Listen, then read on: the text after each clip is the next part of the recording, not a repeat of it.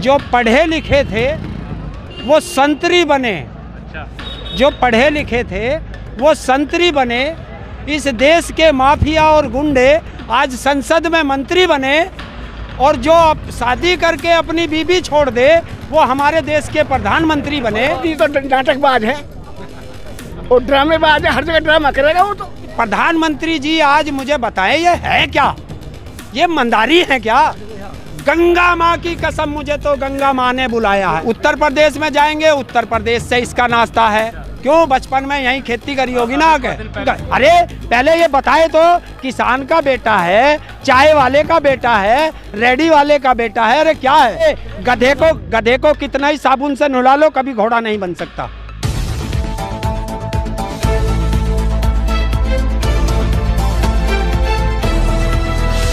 हैं तो उनकी एक 4 लाइन है जो बिल्कुल हमारे देश के जो ये राजनीति है इस पे भी सटीक बैठती है, और जो मोदी जी हैं इन पे भी बहुत सटीक बैठती है।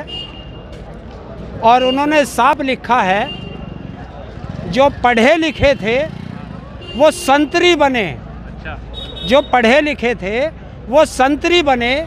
इस देश के माफिया और गुंडे आज संसद में मंत्री बने, और जो शादी करके अपनी बीबी छोड़ दे वो हमारे देश के प्रधानमंत्री बने। ये और मुझे ये बहुत पसंद आई, और मैं उन कवि को बहुत बहुत धन्यवाद देता हूँ कि उन्होंने हमारे देश को एक आईना दिखाया कि जब भी कभी शादी करनी हो, वो राजनीति में किसी को चुनना हो तो शादीशुदा को चुने। क्योंकि प्रधानमंत्री जी का एक नारा है, बेटी बचाओ, बेटी पढ़ाओ और पत्नी छोड़ दो। हैं? अरे और उन्होंने ये हमारे देश के लोग समझे नहीं, मैं भी थोड़ा बाद में समझा। उनका जो ये नारा था कि उन्होंने जो ये कहा था ना, बेटी बचाओ बेटी पढ़ाओ, हम लोग समझे नहीं, अब समझ में आया। उन्होंने कहा था कि बेटी को बचाओ और बेटी पढ़ाओ। तो बचाओ किससे? बीजेपी वालों से। क्योंकि जो इस देश का गृह राज्य मंत्री चिन्मयानंद जी हैं, वो एक बच्ची के रेप के केस में उसे क्लीन चिट दे रहे हैं, इन बीजेपी वाले बता रहा हूँ हैं। और वह सेंगर उस परिवार को भी मार रहा है, लेकिन सरकार उसे बचा रही है। प्रधानमंत्री जी आज मुझे बताएं, ये है क्या? ये मंदारी है क्या? जो भी जाते हैं, अगर किसी जिले में किसी राज्य में जाते हैं, गंगा माँ की कसम, मुझे तो गंगा माँ ने बुलाया है। अरे गंगा माँ ने आपको बुलाया है तो गंगा जी की कसम। उत्तर प्रदेश में जाएंगे, उत्तर प्रदेश से इसका नाश्ता है। क्यों? बचपन में यहीं खेती करी होगी ना आके। अरे पगड़ी में, मैंने कहा ना, मंदारी है। मंदारी यही काम करता है कि वो ऐसी डुगडुगी बजाता है कि सब उसकी सुनने के लिए आ जाते हैं। मोदी सरकार एक निकम्मी सरकार साबित हुई है। जो वादे करे थे, एक वादे पूरा नहीं कर पाए, और इनके बारे में इससे ज़्यादा और क्या कहें। पीएम के बारे में गंदे शब्द तो हम इस्तेमाल कर नहीं सकते, बहुत सम्मानीय पद है, लेकिन ये किसान के फेवर की सरकार नहीं निकली, निकम्मी साबित हुई है। क्यों? तो सरकार के फेवर में अभी भी कह रहे हैं कि हम फायदा कराएंगे कानून। नहीं, उनके कहने से क्या होता है? वो तो कह रहे हैं आय चौगुनी कर देंगे, 4 गुनी 2 गुनी कर देंगे, होगी क्या? समझ में नहीं आ रही। किसान तो संतुष्ट है, वो कह रहे हैं कि हमारी वही आय रहने तो जो पहले थी, हमें चौगुनी नहीं करानी। ये क्या कह रहे हैं? लो बड़े भाई से बात करिए।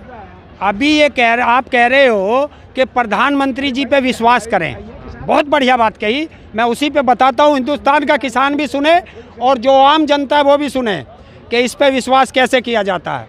इसी संसद में जिसमें इन्होंने माथा टेका था जाते हुए, 2016 में विकलांग अधिकार अधिनियम 2016 पास किया था, हैं? और वो आज तक ज़मीनी स्तर पर लागू नहीं किया, तो इसका कैसे विश्वास कर लें? इन्होंने कहा था कि 2 करोड़ हर साल नौकरी देंगे, वो नहीं करा। इन्होंने कहा किसानों की आय 2 गुनी करेंगे। मैं बता देता हूँ कैसे हुई है।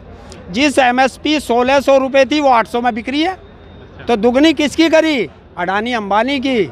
और एक प्रधानमंत्री जी, आप देश के चौकीदार हो तो चौकीदारी देश की करिए, गुलामियत अडानी अंबानी की मत करिए कि देश का अन्नदाता तेरा मालिक सड़कों पे पड़ा है और तुम जो हो गुलामियत करने अपने मालिक के, उसके पोते को देखने वहाँ मुंबई जा रहे हो, अंबानी के पोते को देखने। इनसे भी मिल लीजिए। और जिस देश का राजा अहंकारी हो जाता है उस देश का नाश हो जाता है, तो इसे देश को बचा लीजिए, नाश मत होने दीजिए। राजा का काम है कि अपने प्रजा के अंदर आए और देखे उस प्रजा को क्या दुखी है, वो दुख दूर करे। और आप जो है एसी में बैठ के वहीं बता देते हो किसान बिल अच्छा है। आपने एक दिन कभी गमले में भी कभी फूलझड़ी उगाई है? आपको किसान के बारे में क्या पता? किसान का, अरे पहले ये बताए तो किसान का बेटा है, चाय वाले का बेटा है, रेडी वाले का बेटा है, अरे क्या है? कल परसों पगड़ी बांध कर कह रहा था। अरे पगड़ी, देखिए गधे को कितना ही साबुन से नहला लो कभी घोड़ा नहीं बन सकता। तो ये थोड़ा ही है कि मेरे सर पे पगड़ी बांध जाऊंगा मैं गुरु नानक का वो हो जाऊंगा बच्चा। नहीं, पगड़ी के सिर पे अच्छी लगती है। अगर सरदार है तो सरदार के सिर पे पगड़ी अच्छी लगेगी। मेरे सिर पे पगड़ी बांधोगे तो मैं अच्छा नहीं लगूंगा, पहले से बुरा लगूंगा। तो ये प्रधानमंत्री जी को सोचना चाहिए। आप जो थे, ये तो ऐसा है, फकीर बताता है जयललिता की मृत्यु में गया, जब यहाँ से गया तो एक अलग तरह के कपड़े पहने हुए था, जब वहाँ जाके तमिलनाडु में जहाज से उतरा तो दूसरी ड्रेस थी, और जब जयललिता के उसमें से तीसरी जगह गया तो वहाँ तीसरी ड्रेस थी, और जब वापस दिल्ली में आए तो जब एक अलग ड्रेस थी। ये फ़कीर के काम है, ये तो मंदारी के काम है। हर काम के बाद जो है जो बदलता है। और हमें कहता है कि ओडी वाले किसान नहीं हो सकते। मैं कहता हूँ हमारे यहाँ तो 2-2 करोड़ के झोटे भी हैं। आके देख इन झोटों के बीच में, पता चलेगा खेती कैसे करते हैं। और चैलेंज है भारत सरकार के हर मंत्री को और बीजेपी के सारे मुख्यमंत्री को और सारे प्रवक्ताओं को मेरा चैलेंज है। मैं हैंडीकैप हूँ, फावड़ा मैं भी लेता हूँ और फावड़ा वो भी ले लें। और अगर मेरे साथ उन्होंने खेत में कार्य कर दिया बराबर तो गर्दन कटा दूंगा वहीं। आइए, चैलेंज है मेरा। मैं ये कह रहा हूँ जो कानून इन्होंने बनाए हैं वो किसके लिए बनाए हैं? बड़े लोगों के लिए। किसान का इससे क्या सरोकार? ना किसान ने इनकी मांग की। इनको वो मांगे जो इनसे वो जो है सुरक्षा अधिनियम, इसे पास करने में क्या दिक्कत होती है? अरे इसे पास कर देते तो 70% तो समस्या यहीं खत्म हो गई होती। पगड़ी पहन के आए हैं, सरदार बने हैं, हाँ। क्या कहेंगे? अभी कुछ दिन पहले सरदार सब एक है। कोई मोदी जी पगड़ी पहन के आए थे। मोदी तो नाटकबाज है और ड्रामेबाज है, हर जगह ड्रामा करेगा वो तो। अब क्या सरदार के बेटे हो गए पगड़ी पहन के? नहीं, कोई नहीं हो सकता, ये गलत बात है। वो तो केवल नाटक करते हैं हर जगह जाके। अच्छा। जैसे बाजीगर करता है ना, हर जगह नाटक करते हैं वो। अच्छा। उन्होंने किया क्या है? जी धन्यवाद। इसको भाव नहीं, ये जब यहाँ जाता है कंपनियों में तब भाव मिलता है उनको। हम लोगों का चौथाई दाम मिलता है। हाँ। जो धान हमारा लिया जाता है तो 8 रुपया, 900 रुपया, 11 रुपया, 12 रुपया। आप एक सेकंड अभी दिखा, तो देख सकते हैं जो ये अनोखा प्रदर्शन आज यहाँ पे गाजीपुर बॉर्डर पे है। सारी सब्जियाँ और ये दाल, गुड़ और लगभग सभी तरह के दाल रखे हैं, चने, और ये फल भी रखे हैं साथ में।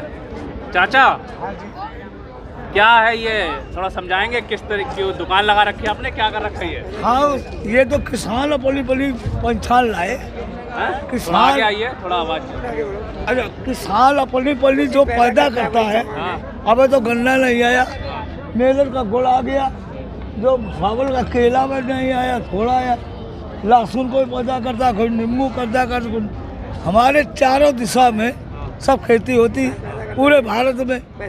उसको भाव नहीं मिला, तब तो ये अपनी मांग रहे किसान बैठे हैं। तब तो हम बैठे।